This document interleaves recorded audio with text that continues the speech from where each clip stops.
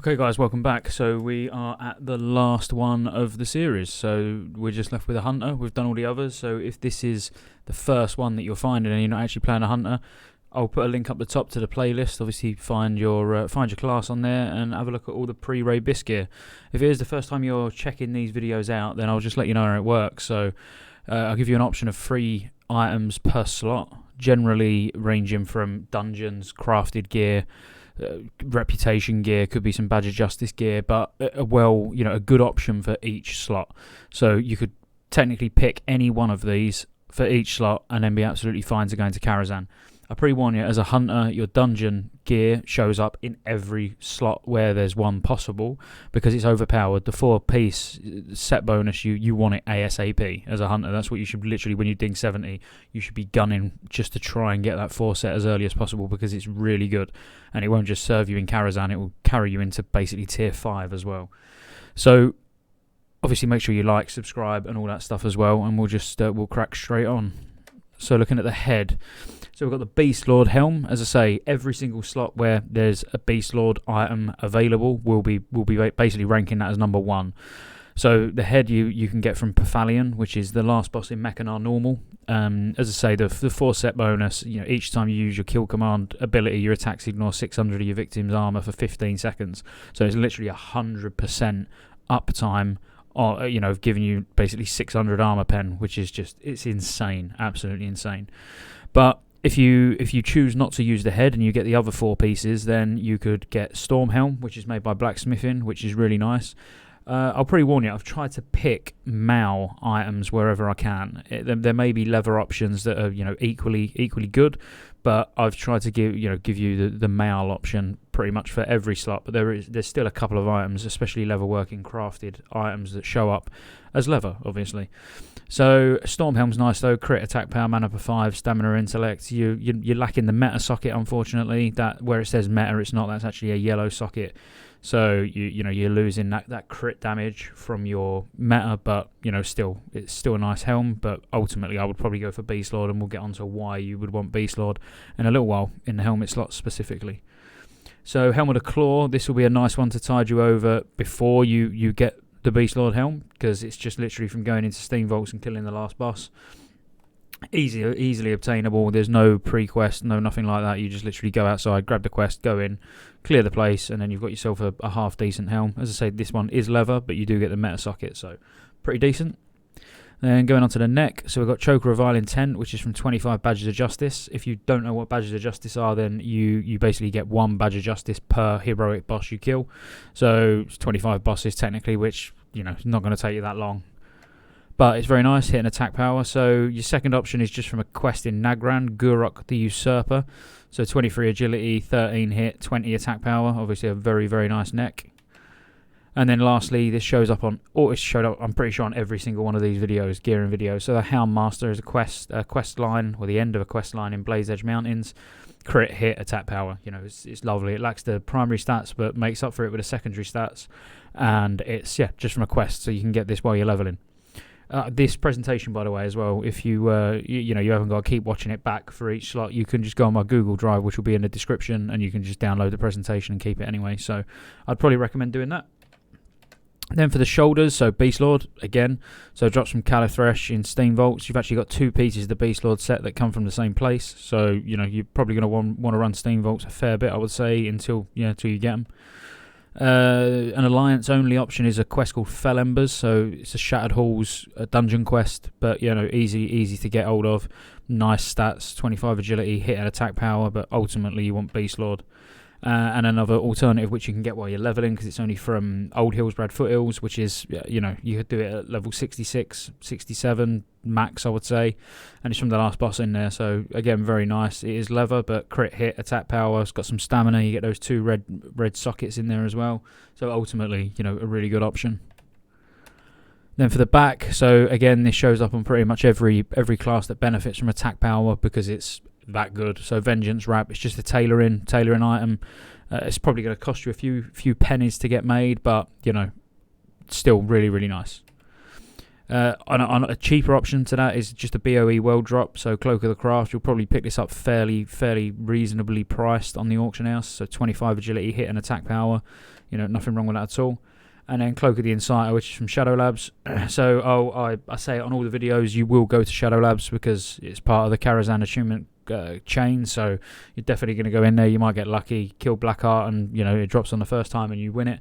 So yeah, quite an easy to obtain one. As I say, you'll probably run Shadow Labs quite a fair bit, either to get revered, to be able to get into them on heroic, or just generally helping guildies with their attunement quest anyway. So that's cool. So chest, we've got Beast Lord again, obviously. So from Warp Splinter, which is the last boss in Botanica on normal. One thing to bear in mind, you do need to be able to fly, or you need someone who can summon you up there. But ultimately you want to be able to fly to be able to get into these Tempest Keep dungeons. So just something worth bearing in mind. So when I said about the start, why we would get onto you wanting the helmet specifically. So if you're going to drop any of the items out of the the 5 pieces of Beast Lord, you only need to use 4. It's probably the chest that I would drop, specifically if you're level working, because you can make the Even Never Scale breastplate, which is it's really nice. Or you can even get the Fellstalker breastplate. So it says requires level working 350, but it only requires level working 350 to actually get the benefit of the set bonus, the 20 hit. But it's still got nice stats, even without worrying about the free set. But obviously, if you are level working, then even better. I would definitely fill the chest plate slot with either of the level working chests and drop the Beast Lord. But you might want to get the Beast Lord to begin with. You might get lucky, it drops on your first run, and you can use it, and then eventually drop one of get one of the other pieces to keep your 4 set and drop this for one of the level working chests later on in the game. But yeah, the solid options for your chest anyway. Then for your braces, you've got braces and a hunt. So it's from Talon King Ikis in Sefek Halls. This is Sefek Halls heroic. So you do need to obviously be revered and have the key and a group good enough to be able to do heroics. But these are ultimately going to be the best that you're going to be able to get before you go into Karazhan. Solid alternative again would be the leather working braces. So the Never Scale braces, needless to say that they are very, very nice. Ultimately, you probably still want to go for braces as a hunter, to be fair. And then Fellstalker braces. I did say at the start there'll be a lot of level working items. It's because you've got so many options. You can use the level working stuff, the Mal level working stuff, so you can fill quite a lot of slots. You can ultimately go in, get your 4 set Beast Lord, and then fill most of the other slots with level working items, which is pretty good if you've got tons of gold, which as a hunter you probably have because you have no problem farming.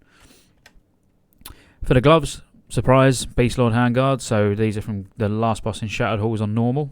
Pretty challenging dungeon even for a normal, to be fair, but I'm sure you'll get through it. And then again, a level working option, Never Drake gloves. So just a BOE, you don't even need to be level working to use them, or you don't need to make them yourself. You can get a level worker to make them or buy them from the auction house. So these are very nice as well. All the primary stats you want and 50 attack power. And then, fell leather gloves. So fell leather gloves are really nice. You look at them straight away and you're like, it's got no stats on. It hasn't, but you've got 2 sockets. You've got a yellow socket and a red socket. 6 attack power bonus from the sockets if you match the colours. And then you've got hit, crit, and attack power.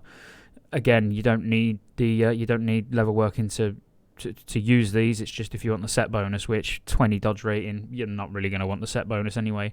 But you might be able to pick these up fairly cheap on the auction house when you first ding 70, just to tide you over till you get the Beast Lord from Shattered Halls. Then for the belt, so Even Never Scale belt. Obviously, if you're level working, you want to make this. This is probably, other than drums, the reason that you're actually going level working. So crit, attack power, mana per 5, couple of sockets. All the crafted belts for the specializations for all the crafting professions are really nice. Fellstalker belt, so again, cheaper alternative, but you might want to use it until you've got everything together for the Even Never Scale belt. And then finally, Girdle of Ferocity. So this is going to be probably quite difficult to get really sort of early on, because it's from Murmur, the last boss in Shadow Labs, and I've seen enough groups wipe on Murmur on normal, so I can imagine on heroic, you need to do everything perfectly, which in low levels of gear, might be a struggle, but definitely still, worthwhile trying to get if you are sort of rushing into heroics fairly quickly. Then for the pants, so Beast Lord, obviously, these are the other ones from Califresh. So like I said, you can get the 2 pieces from the same instance. So yeah, that's pretty decent. Fell leather leggings, again, you know, anywhere we're not using the Beast Lord is probably going to be a crafted item if you're going to want to get the most out of your character anyway. But hit, crit, attack power, a few sockets there. It says meta, ignore that, they're actually yellow. So yeah, 2 yellows and a red, 8 attack power bonus. Yeah, solid set of legs. And then barbaric leg straps. So these are from the Underbog Heroic. It's the last boss in Underbog Heroic, but these are very nice, obviously, when you compare them to like side by side with Beast Lord, because ultimately Beast Lord is what we want to get. You know, you would say that these are better. You know, hands down they're better, but the reason we're still ranking Beast Lord higher is because we want that set bonus. Then for boots, so boots of the Endless Hunt ultimately are going to be the best that you can get. So this is Warp Splinter, which is the last boss in Botanica Heroic. Not too bad of a dungeon. Again, you know, a caveat to getting these, you need to make sure that you're A, revered to be able to get the key to get in, and B, got someone who can summon you, or you can fly yourself. Then fell leather boots, so just a crafted leather working set. You know, this has been coming up in most slots, so you can see why these would be worthwhile using. You know, good amount of hit, crit, attack power. And then Sky Hunter Swift boots, so these are from Darkweaver Sith, which is the boss in Sefek Halls. So agility, stamina, intellect, 26 attack power, 5 mana per 5. They're decent, and you can get them early. You can get them before you're level 70. I would probably rather, if you was going to be, you know, making the fell leather boots, then maybe go for those, or definitely go for those. But if it was something you was going to have to sink loads of gold in from the auction house, you could technically just settle for Sky Hunter Swift boots, especially if you don't need the hit rating. Rings are fairly easy. So True Strike ring, I'll be honest with you, I don't even remember this being a thing back in the day, but it's probably just my memory. I never really played a hunter back then, so yeah, maybe it is, but it's a BOE world drop. It's really nice for hunters. You know, it's got your mana per 5 on, 40 attack power, 21 agility. Ultimately, the ring that you would probably try to get the most, because then the other ring slot's going to be taken up by the Violet Signet ring from the Reputation in Karazhan. But another good alternative is Slayer's Mark of Redemption, which is from Dissension Amongst the Ranks, which is a Shadow Moon Valley quest. So, you know, that's really good as well. It's got 15 agility, 10 hit, 50 attack power, so really nice. And then from the same boss as we were talking about a minute ago in Sefek Halls, so it's got Ravenclaw Band, which is 20 agility, 15 stamina, hit and attack power, you know, 13 hit, 30 attack power. So really solid alternative, and especially because you're going to be going to Sefek Halls to try and get the boots, you know, you might get the ring at the same time, or, you know, definitely, you know, within a few runs you might get both, but it's just another good alternative. But ultimately try and get True Strike ring if you can find it cheap enough on the auction house, or lucky enough for it to drop. Then for the trinkets, so Bloodlust Brooch, pretty much the best that any attack power user is going to get. 41 Badges of Justice, you know, big, juicy, increase attack power by 278 for 20 second, you know, usability, 72 static attack power, so yeah, you can't complain at that. And then Hourglass of the Unraveler, pretty much pre-raid Biss, and even Biss for quite a while for most attack power based classes, so increases your crit by 32 and chance on critical hit increases your attack power by 300 for 10 seconds. So, you know, 300 attack power proc, and it's up fairly often. You know, it's really nice, and that's from the second boss in Black Morass. And you're going to go Black Morass because it's the last part of your Karazhan attunement, so definitely somewhere you're going to end up. Hopefully you get lucky and it drops. And finally, Dark Moon deck, so blessings. Each time you attack, you know, blah, blah, blah, you get 6 attack power for the next 10 seconds, and it stacks 20 times. So, you know, a big amount of attack power, just constant. You know, that you just, it's more or less, you might as well call it static, because it's not going to take you long as a hunter to, you know, to get this stacked up to 20. Yeah, it's really nice. But ultimately, any two of the three, but you're probably going to go for the Brooch and Hourglass of the Unraveler, I would imagine the majority of people will. Now, weapons was a bit difficult. The reason I say it was a bit difficult is because there's so many. Well, as you know, the old every item's a hunter item basically. So you can just use so many different weapon setups that I've just gave you more examples for the melee weapons than anything else. But if we start with the ranged ones anyway, you're going to want to try and get exalted with Thrallmar or Honor Hold. So this is the Honor Hold one, which is a gun, and Thrallmar's a bow. But you want to get exalted with these as soon as possible, because it's a decent weapon that's going to basically last you till you get the one from Prince, the crossbow from Prince. So, yep, really nice hit, attack power, 12 agility, good amount of DPS on it. Then you've got Don Santos' famous hunting rifle. So this is a BOE world drop with a nice attack power proc on it as well. This is probably going to be pretty damn expensive when it drops, if it drops on your server. It's not something that you're going to see very often. So yeah, if you've got the gold sat there, be ready to buy it, because it would save you getting exalted to get the exalted gun. So it's just another option. And then the engineering gun. So it's a BOE, but an engineer can make it for you. So this is just a top end blue, if you like. But there's loads of guns, loads of bows. In all the dungeons, the level 70 bows and guns all have pretty much the same DPS, but just varying speeds. And obviously the speed of the weapons is very important for a hunter, especially if you want to use that one button macro. So you might want to have a look through all the weapons to decide which one you want. But I would say these are easy-ish to obtain, and some of the highest DPS ones you're going to get before obviously Karazhan. So then again, just giving some examples of melee weapons, you've got like Stellaris, which drops from Nevermancer in Mekanar normal. So all these 70 weapons are going to give similar stats, and they are just stat sticks for you basically. So any dual wield weapons that have got agility and attack power on, or hit and attack power, or crit, whatever you desire, just try and get a couple of weapons and dual wield them. I'll mention the one from Murmur because this is really nice. This is probably the best two-handed weapon that you're going to get before raiding. So 35 agility, 24 hit, 62 attack power. If you can get into do a few runs in Shadow Labs and it drops, happy days. I wouldn't even bother dual wielding, I would just use this. And then gotta mention Dirge. You're all gonna remember Dirge being spammed in trade chat for probably 3 expansions. So I thought I'd just get it in here because it is nice. It is nice. It lacks the primary stats, but 20 crit and 40 attack power. It's blacksmithing. It's expensive, but ultimately, if you really wanted to get some really good weapons and just be able to buy them off the auction house, then Dirge could be the way. But there's so many weapons that you're going to find it difficult just to take this part of the presentation for gospel, if you like, because you could go into any level 70 dungeon and just happen to get a really, really good one-hand that you can just use in conjunction with Dirge or Stellaris or whatever else. But if you want to go for a two-hand, I'd recommend getting Sonic Spear. Then Misc. So all we're going to look at here just quickly is the quivers. So if you're using a gun, so you want the ammo pouch, then you're going to want to go and get honoured with Consortium, which is nice and easy. You'll do that while you're leveling in Nagrand, or maybe finish it off when you're in Neverstorm. Or if you are using you need a quiver because you're using a bow, then Magar or Kuranai, respective to your faction, obviously, just get to honoured with those, and then you can buy that from their vendor.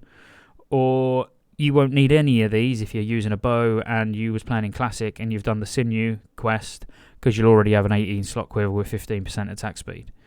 So, you won't even need to bother. You might want to pick one of them up, but I wouldn't. I'd stay using the Classic one. At least it's purple, and that's all we want, isn't it? We just want purple items. That's what it's all about. No one cares about the stats. It's either what it looks like or if it's purple. So cool. Sort of tore through that because I suppose most people have probably watched at least one or some of these other videos that I've done, and they are a bit repetitive. I wanted to do one for each class just because if you're a rogue, maybe you wouldn't click on the Feral Druid one. You'd wait till the Rogue one was there. So, I've tried to be as informative on all of them. I hope you enjoyed the series. I did enjoy putting them together, I must admit. But the ones that I'm doing now are a lot more fun, which is the raid viability videos. If you haven't seen the one that I put out yesterday for Druids, and why you want them in raids in TBC, then please go check it out because I think you'll find it quite enlightening. And I'm just about to start on the Priest one, so that should hopefully drop today, shortly after this video, actually. So, yeah, thanks again for all the support over on Twitch and here on YouTube. If you don't follow me on Twitch, please go over and give us a follow and, tune in. I'm pretty much streaming every night from about 7 GMT till late. So, yeah, come over and watch me fail. It's probably quite amusing for you pros. And, yeah, I'll see you on the next one. But, yeah, thanks again.